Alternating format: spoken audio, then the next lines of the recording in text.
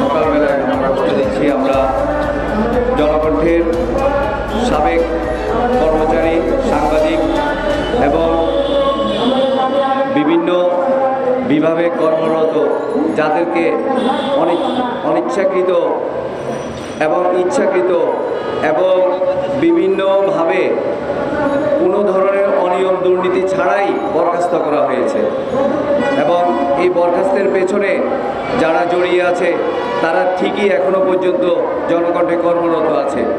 আমাদের পাওনা, আমাদের বকেয়া পাওনা, আমরা কেউ 10 বছর, কেউ 20 বছর, কেউ আরও বেশি সময় ধরে কর্মরত ছিলাম, কিন্তু এই কর্মরত সময়ে আমাদের যে বেতন ভাতা বকেয়া পড়েছে সেই বেতন ভাতা এখনো পর্যন্ত তারা পরিশোধ করে নাই। তারা সাবেক সরকারের ডান হাত ছিল। তারা শেখ হাসিনার পক্ষ থেকে প্রতি মাসে 75 লাখ টাকা আমাদের বেতন পরিশোধের উদ্দেশ্যে নিয়ে আসতো, কিন্তু এই বেতন আমাদেরকে দেওয়া হতো না। বরং আমরা আমাদের চুলি ছাটা বকেয়া পাওনা চাইলেই আমাদেরকে বিদ্যাঙ্গুলি দেখানো হতো। আমাদের কোনো চিঠিপত্রে তারা সাড়া দেয়নি। তারা বরং বিভিন্নভাবে আমাদেরকে হেনস্থা করার চেষ্টা করেছে। আমাদেরকে মামলা দিয়ে বিভিন্নভাবে হেনস্থা করার চেষ্টা করেও দেখা গেল শেষ পর্যন্ত আমাদেরকে রুখতে পারেনি। আমরা জাতীয় প্রেস ক্লাবের সামনে থেকে আপনাদের কাছে আকুল অনুরোধ করছি যে আমাদের বকেয়া পাওনার জন্য আপনারা আমাদের সামনে এসে দাঁড়িয়েছেন, আমাদের সহযোগী হয়ে, আমাদের পক্ষ হয়ে জনকণ্ঠের বিরুদ্ধে আপনারাও লড়বেন। আমাদের বকেয়া পাওনা প্রাপ্তিতে আপনারা আমাদের একাত্মতা প্রকাশ করেছেন। এখানে উপস্থিত প্রায় শতাধিক কর্মরত সাংবাদিক কর্মচারী উপস্থিত রয়েছেন। কারো অভিভাবকরা রয়েছেন যারা বকেয়া পাওনা না নিয়ে পৃথিবী থেকে বিদায় নিয়েছেন, কিন্তু পৃথিবী থেকে বিদায় নিলেও জনকণ্ঠ কর্তৃপক্ষ এখনও পর্যন্ত সেই বকেয়া পাওনা পরিশোধে কোনো ধরনের হস্তক্ষেপ নেয়নি, কোনো ধরনের কর্মসূচি নেয়নি।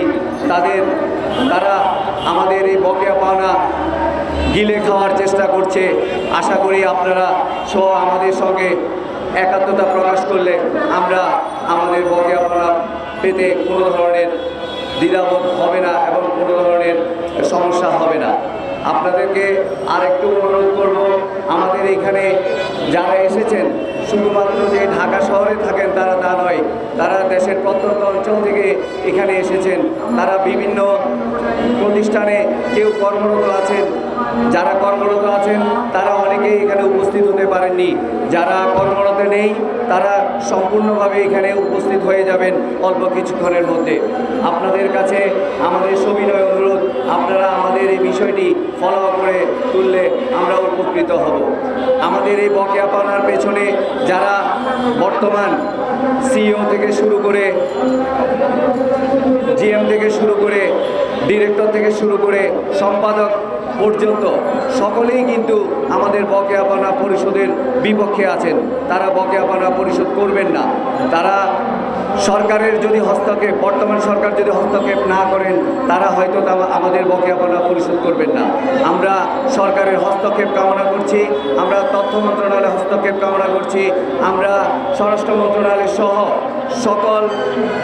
সকল পরিষদের হস্তক্ষেপ কামনা করছি আমাদের এই বকেয়া পাওনা পরিশোধের জন্য। আমরা সুশৃঙ্খলভাবে এখানে অবস্থান নিয়েছি। আমরা মানববন্ধন কর্মসূচি পালনের আগেও আমরা বিভিন্ন কর্মসূচি দিয়েছিলাম। কোনো কর্মসূচিতে তারা আমাদের সাড়া দেয়নি। তারা উল্টো আমাদেরকে হাতে নেওয়ার জন্য আমাদের কমিটিতে যারা আছেন তাদেরকে বিভিন্নভাবে ম্যানেজ করার চেষ্টা করেছেন, তাদেরকে এককভাবে পেমেন্ট দেওয়ার চেষ্টা করেছেন, কিন্তু আমরা যারা সংগঠিত আছি তাদেরকে ওইভাবে ম্যানেজ করা সম্ভব নয়। আমরা সবাই একাত্মতা বোধ করেছি এবং সবাই একত্রিত হয়ে আমরা এই আন্দোলন চালিয়ে যাব। আজ মানববন্ধন হচ্ছে, আগামী দিন হয়তো আরও কঠোর কর্মসূচি আমরা ঘোষণা করব। আমরা তথ্য মন্ত্রণালয়ের মাধ্যমে জানাতে চাই, আমরা এই প্রাঙ্গণ থেকে দেশ ও জাতির বিবেক সাংবাদিকদের মাধ্যমে আমরা জানাতে চাই আমাদের বকেয়া পাওনা অনতিবিলম্বে পরিশোধ না করলে আমরা কঠোর কর্মসূচির আহ্বান করব। সেই কর্মসূচিতে আমরা প্রত্যেকটি মন্ত্রণালয়কে, যারা আমাদের এমনকি শ্রম মন্ত্রণালয় সহ আমাদের সংশ্লিষ্ট যেসব মন্ত্রণালয় রয়েছে, আমরা প্রত্যেকটি মন্ত্রণালয়কে অবহিত করে আমাদের এই বকেয়া পাওনা পাওয়ার চেষ্টা করব। ধন্যবাদ সবাইকে।